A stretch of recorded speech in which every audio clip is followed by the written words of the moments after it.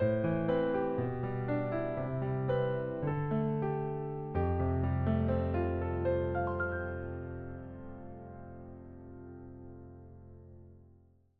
할렐루야, 주님을 찬양합니다. 우리 다 함께 기도함으로 3월 20일 매일 주심 기도회 시작하겠습니다. 살아계신 아버지 하나님, 오늘도 주님 앞에 나와 엎드려 기도합니다. 오늘 아침엔 경제적 어려움을 겪는 우리 교우들을 위해 기도하고자 합니다. 살아오면서 진 빚을 갚기 위해서 이것저것 했지만 뜬구름 잡는 일이었고 빚이라는 웅덩이에서 헤어나지 못하고 여지껏 진창에 갇힌 듯한 성도가 있습니다. 하루하루 갚을 수 있기를 바라면서 하나님 바르게 갚기를 소원합니다. 주님 살려주십시오 라고 외치는 우리 남종과 여종의 그 삶을 불쌍히 여겨 주시옵소서. 또한 우리 가족들을 위하여 이 시간에도 외국에서 또 타향에서 오늘도 땀 흘리는 우리의 배우자 또 우리의 가정의 가장들을 돌보시고 묵묵히 일하는 그 수고를 불쌍히 여겨주시고 하나님께서 좋은 날 허락하셔서 온 가족이 다시 모여 화목하게 온전하게 하나 되게 하여 주시옵소서. 하나님, 오늘의 말씀으로 내 입술이 열리게 하여 주시고 오늘 하루도 하나님이 내 입에 말을 넣어 주셔서 마치 만나는 사람마다 하나님이 말하는 것 같게 하여 주옵소서. 나를 통하여서 하나님의 생명의 복음이 전해지게 하여 주시고 만나는 사람마다 회복과 소생의 은혜도 더하여 주옵소서. 주님, 오늘 듣는 말씀에 하나님의 향기를 느끼게 하여 주시고 마음판에 귀히 새기어져서 30배, 60배, 100배의 결실을 맺는 우리의 인생이 되게 하여 주시옵소서. 오직 주님만 의지하옵고 예수님의 이름으로 기도하옵나이다. 아멘.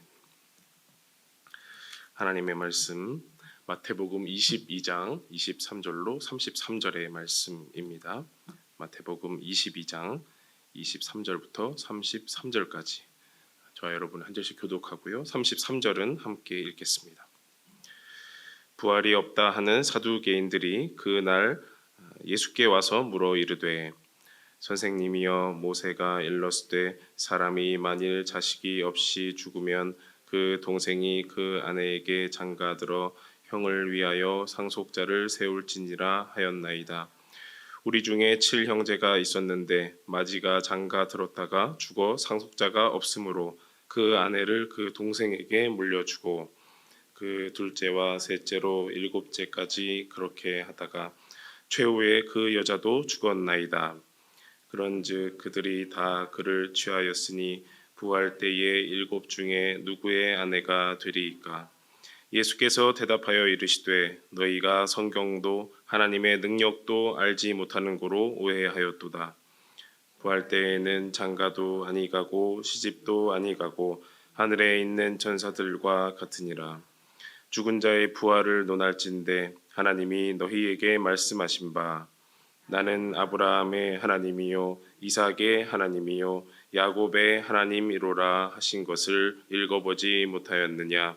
하나님은 죽은 자의 하나님이 아니요 살아있는 자의 하나님이시니라 하시니 무리가 듣고 그의 가르치심에 놀라더라. 아멘. 어제 주일 본문에 의하면 이제 납세 논쟁, 세금을 누구에게 바치느냐라는 그런 논쟁이 있었고요. 또 감사하게도 우리 주일 4부 예배 때 우리 함께 청년들과 함께 나눴던 말씀이었습니다. 그리고 오늘 말씀은 소위 말하는 부활 논쟁이라고 하는 본문입니다. 사두개인들이 예수님께 와서 부활에 대한 질문을 하고 난처하게 만드는 그런 본문인데요. 또 예수님께서 지혜롭게 대답하시는 그런 본문이 되겠습니다.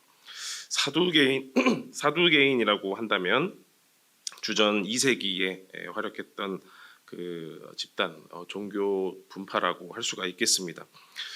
주님 오시기 전부터 이제 뭐 바리새인 또 사두개인에서 분리되는 에세네파 등의 분파들이 있었는데요. 이 사두개인들의 기원이라고 한다면 이제 다윗 시대까지 올라갑니다. 다윗과 솔로몬 왕 시대에 사독이라는 대제사장이 선임됩니다. 이전에 있던 이제 아비아달이라는 제사장이 그룹이 이제 물러나게 되고 사독이라는 대제사장이 자리 잡게 되는데, 이 사두개인, 그러니까 사두개파의 사람들, 이 사람들은 자신이 그 사독 계열의 후예다, 사독 대제사장의 후예다라고 자처하는 사람들인 것이죠. 그래서 그래서 그들은 이제 성전을 중심으로 모이고, 제사장 후예들이니까 성전을 중심으로 모이고, 그 성전에 의해서 기득권을 얻고 이권을 얻는 그런 사람들이라고 보면 되겠습니다. 그들은 이제 로마에 의해서 이스라엘의 지배를 당했을 때 그 성전 중심에 있었지만, 그 로마에 철저하게 협력하는 존재들이었습니다. 한마디로 친로마 성향을 가진 사람들이 이 사두개인들이었고요. 또 하나는 현세주의자였습니다. 그러니까 현실적인 이권이 중요한 사람들이었습니다. 한마디로 얘기하면은 정치적인 사람들이었죠. 그래서 종교를 유지하는 것도 중요하지만, 그 로마의 그 정치 세력들, 로마의 왕들, 헤롯 왕가들과 함께 친하게 또 결탁하는 것이 중요했고, 또 유대의 그 사내들인 공의회의 대부분을 차지하면서 유대의 정치 권력을 독점하고, 또 그 이스라엘 사람들 중에서도 귀족층과 이렇게 결탁한 사람들이었습니다. 상대적으로 이제 바리새인들은 귀족층보다는 이제 중산층, 그리고 이런 정치적인 것보다는 종교적인 그런 사람들이라고 한다면, 이 바리새인들은 친로마적이고 또 귀족층과 결탁을 하고 정치적인 사람들이다라고 보면 되겠습니다. 이들은 이제 성전 중심으로 행하는 그런 제사장 그룹이었지만, 나중에 주 70년에 성전이 파괴되면서 이제 자신들이 설 자리가 없어지자 점점 사라지게 되었는데요. 그들은 성경 중에서도 우리가 히브리어로 토라라고 부르는 율법서, 우리가 혹은 모세오경이라고 부르는 그 책만 인정을 했습니다. 창세기부터 신명기까지 5권만 인정하는 사람들이었는데요. 그 책 안에, 모세오경 안에 없는 것은 인정하지 않는 겁니다. 그래서 이 사두개인들은 그들에게 있어서 부활은 없다, 그리고 천사도 없고 영혼도 없다, 영혼 멸절설 등을 주장하고 그랬습니다. 그러니까 사람은 죽으면 끝이다, 다 멸절되는 것이다라는 것이죠. 그것을 이제 뒤집어 본다면, 그들이 그런 신학을 세우게 된 이유는 현실이 중요하기 때문에, 지금 오늘 내가 어떻게 이 현실의 이권을 계속해서 유지할 수 있을 것인가, 어떻게 하면 더 정치적으로 완전하게 할 수 있을 것인가라는 것이 그들의 삶의 전부였기 때문에 그런 신학을 세워나가는 것이죠. 그러면서 오늘 예수님한테 물어보는 겁니다. 23절, 24절을 보니까, 부활이 없다 하는 사두개인들이 그날 예수께 와서 물어 이르되, 선생님이여, 모세가 일렀으되 사람이 만일 자식이 없이 죽으면 그 동생이 그 아내에게 장가들어 형을 위하여 상속자를 세울지니라 하였나이다 라고 합니다. 모세를 얘기하는 것부터가 이 모세 오경만을 취급하는 사두개인들의 질문인 거죠. 신명기 25장 5절에 나오는 그 수혼 제도, 또 다른 말로는 형사 취수 제도를 이제 언급하는 것인데요. 만일 이제 형제 중에 형이 결혼을 했는데 기업도 있겠죠. 형이니까 더 많이 있을 것인데 죽었다. 그러면은 그 기업을 어떻게 할 것이냐, 그 형수는 과부가 되는데 어떻게 될 것이냐라는 것에 대해서 이스라엘이 제도를 정해놓은 겁니다. 법으로. 그럼 동생이 그 형수에게 들어가서 그 기업을 잘 이어나가라라는 것이죠. 우리가 룻기에도 보면 이런 제도를 잘 알 수 있듯이, 그들이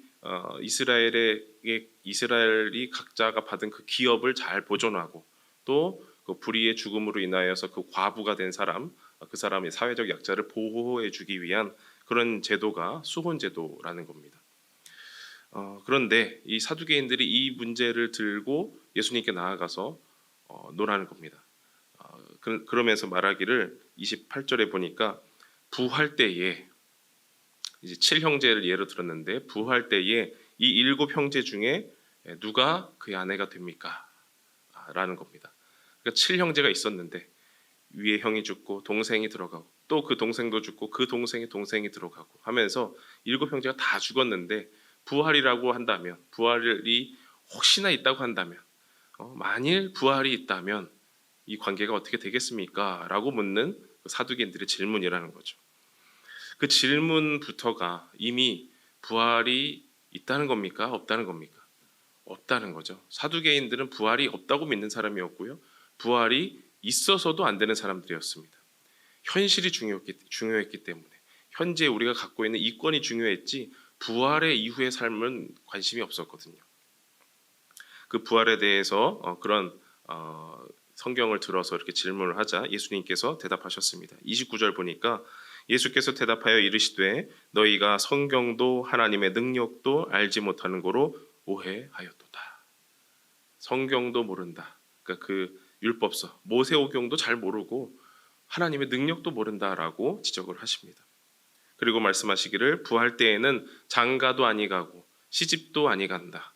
하늘에 있는 천사들과 같다라고 말씀하셨습니다. 이 땅에서의 그 우리가 법으로 제정해 놓고 제도를 운영하는 이 땅에서의 그 질서와는 전혀 다른 새로운 질서가 바로 부활이다라는 겁니다. 사두개인들은 부활이 만약에 있다면 나는 믿지 않는데 혹시나 행여나 부활이 있다면 하고 예수님을 걸고 넘어지는 것인데 그 문제를 더 깊이 들여다보면 부활이 있냐 없냐라는 문제가 아니고요. 바로 소유와 권리에 대한 문제를 드러내는 겁니다. 상속법, 이 수혼 제도를 드러내면서 그러면 이 땅은 누구의 것이냐라는 겁니다. 이스라엘이 기업으로 나눠 갖고 있고 그것을 수혼 제도를 통하여서 우리가 계속 기업을 이어나가는데 만약 부활이 있다고 한다면 그 결혼이나 또 소유나 권리나 그것이 다 누구의 것이냐라는 것입니다. 왜냐하면 사두개인들은 지금 자신들이 가진 것이 많기 때문이죠. 소위 말하는 기득권을 가진 자들이기 때문입니다. 한마디로 현재가 중요한 사람들이라는 거죠. 여러분은 현재가 중요하십니까? 중요하죠. 현재 중요합니다. 우리가 지금 하루하루를 살아가는 지금 이 시간을 호흡하는 지금 이 순간 매우 중요합니다.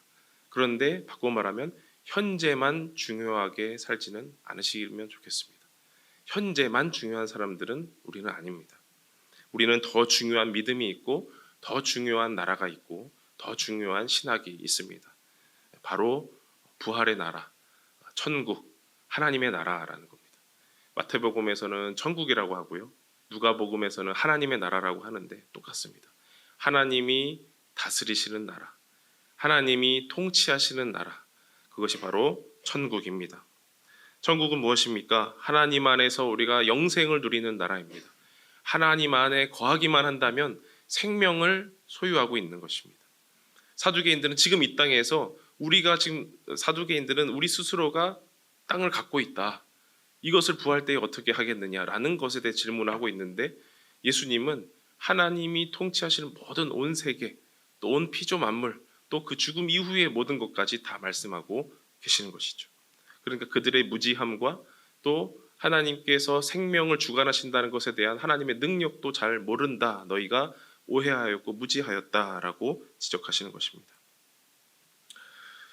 이제 우리에게로 넘어와서 우리가 하나님 안에서 생명을 누리고 영생을 누린다라고 하는 것, 그것은 하나의 질문으로 요약하면 좋겠습니다. 만약에 하나님 안에서 영생을 우리가 믿지 못한다, 더 중요한 믿음이 없다라고 한다면 우리는 이런 질문을 던질 겁니다.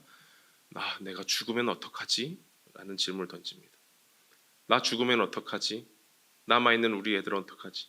나 죽으면 어떡하지? 난 죽으면 그 다음에 어떻게 되는 거지? 라는 질문을 던지게 됩니다.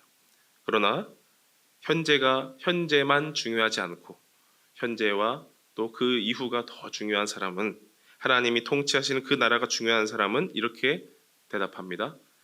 하나님 안에서 살아야지. 생명이 있는 하나님 안에서 살아야지. 내가 육신이 죽으면 뭐 어때? 하나님 안에서 살아야지. 죽음에 집착하는 사람이 아니고요, 삶에 집착하고 영생을 향하여 나가는 사람이 되는 것입니다. 그 사두개인들은 모세오경을 통해서 613개나 되는 그 율법만을 소유하고 살았어요. 이 율법에 있으면 자기네들 이론으로 들어오는 거고 그 말씀이 없으면은 받아들이지 않았습니다. 그래서 부활도 없었고요, 그 이후의 삶도 없었습니다. 그런데 우리가 손에 쥐어야 할 것은 그런 손에 쥘 수 있고 눈에 보이는 법이 아니고 영생의 말씀이신 예수 그리스도를 우리가 쥐어야 되는 겁니다. 예수님을 우리 마음에 품어야 하는 것입니다. 우리가 이 땅의 삶을 위해서 율법을 지고 있다 보면 하나님이 우리에게서 주인 노릇할 틈이 없으십니다. 하나님이 이 땅을 다스리신다, 통치하신다, 이 땅이 천국이다라고 하고 싶은데 내가 손에 쥔 것 때문에 하나님이 주인 노릇을 할 수가 없다라는 거예요. 우리 교회의 모토가 무엇입니까? 하나님이 주인 되시는 교회죠. 짧게 말하면 천국 같은 교회입니다. 하나님이 다스리시고 하나님이 주인 되시는 교회인데, 하나님이 주인이 되시려면 그 주인 노릇할 틈을 드려야 될 것 아니겠습니까? 열어드려야 되지 않겠습니까? 그래서 우리는 이 땅 가운데의 삶만 중요해서 하나님이 주인 되시겠다고 오셨는데 필요 없어요. 주님, 저는 현재만 중요해요. 이렇게 사두개인처럼 살지 않고 하나님, 저에게 오십시오. 이 땅의 것 비록 나에게 중요해 보이지만 하나님보다 더 중요하지 않습니다. 하나님이 주인 되시기 위해서 내려놓겠습니다. 그렇게 하나님이 통치하시는 그 나라와 그 원리를 더 소중하게 여기는 저와 여러분 되면 좋겠습니다. 그래서 우리가 이런 바른 믿음, 부활을 넘어서서 하나님에 대한 믿음, 또 하나님에 대한 그 가치관, 세계관들을 잘 정립해서 나아간다면 설령 우리가 현재가 아주 중요한 일이 닥치더라도 주님, 나 이것으로 무너지지 않습니다. 나 이것으로 믿음 흔들리지 않습니다. 나 이것으로 더욱 믿음 굳건하게 됩니다. 더욱 주님이 바라보는 나라, 주님이 주인 되시는 나의 삶, 나의 가정, 나의 교회가 되기를 간절히 원합니다. 라는 믿음으로 저 여러분 오늘 힘차게 나아가시고 그 믿음으로 또 잘 사시기를 간절히 바랍니다. 기도하겠습니다. 살아계신 아버지 하나님, 죽은 자의 하나님이 아니고 산 자의 하나님이다 라고 말씀하신 그 살아계신 하나님을 믿습니다. 하나님이 살아계시기에 나 죽은 다음에 어떡하지 라는 고민하지 아니하고 하나님 안에서 살아야지, 하나님 안에서 생명을 소유해야지 라는 우리의 다짐으로 나아갑니다. 그것이 우리의 부활의 믿음이고 부활 생명을 소유한 사람들의 우리의 믿음입니다. 아버지 하나님, 저희를 불쌍히 여기셔서 현재의 어려움을 겪고 고난을 겪을 수 있으나 그것에 하나님 몰입되지 아니하고 그 현재를 넘어서는 하나님의 나라를 바라며 소망하며 나아가는 우리 모두 되도록 인도하여 주시옵소서. 오직 주님께서 다스리심을 바라고 소망하오며 예수님의 이름으로 기도하옵나이다. 아멘. 다 함께 계속해서 기도하시겠습니다.